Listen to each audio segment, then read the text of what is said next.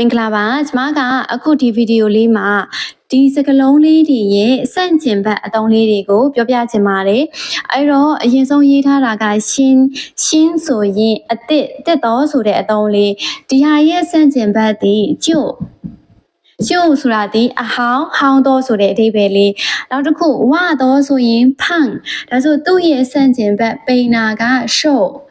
ကောင်းနေဆိုရင်ဟောင်းလို့သုံးနေသူ့ရဲ့စန့်ကျင်ဘက်ကလေးဆိုးတာက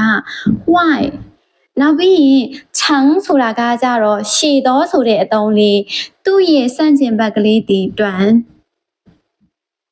နောက်တစ်ခုကောင်းဆိုတာကကြမြင့်တော်ဆိုတဲ့အသုံးလေးအဲ့တော့သူ့ရဲ့စန့်ကျင်ဘက်ကတီးလို့သုံးလို့ရတယ်ကောင်းတီးဆိုရင်မြင့်တော်နှိမ်တော်